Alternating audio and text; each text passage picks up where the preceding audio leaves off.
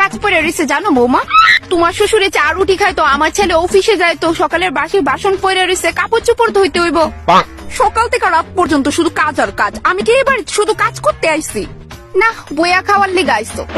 এটা কোনো শাশুড়ি? ওই তার চুলের মুষ্টি ধরে দিব।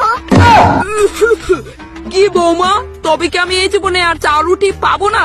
হ্যাঁ, এই বুইড়াটা আরো জ্বালায় খাইবো আমারে। কিছু কইছো বৌমা তুমি অক্ষণে? কিচ্ছু না। আচ্ছা শাশুড়ি মা, আপনি তো প্রথম প্রথম এরকম আসছিলেন না? প্রথম প্রথম তো তুমিও এরকম আসছিলা না বৌমা, এখন আস্তে আস্তে তোমার আসল রূপটা বাইরে আইতাছে। এই বেরিটাকে যদি আমি এতাম তাহলে পিছাটা দিয়ে বাইরে বিস্তারতে উড়াইলাম এনে। কাজটি করো গিয়া বিছনাতে নামো।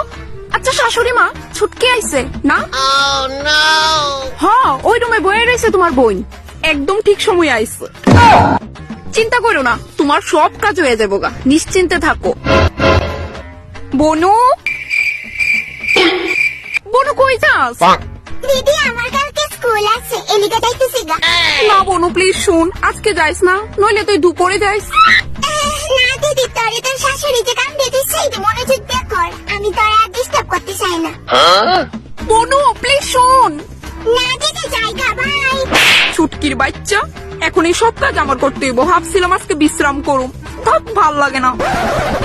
আমি একলা করে বিয়ে করে যন্ত্রণা সহ্য করতাম, ছুটকিরও আমি একটা ব্যবস্থা করতেছি। আমি এদিকে শ্বশুর বাড়িতে কাজ করে মরতাম, আর তাই এদিকে বিন্দাস চলবো, এইটা আমি কেমনে হইতে দেই? যাইতেছি আমি সামনের রবিবারে আমার বাপের বাড়ি।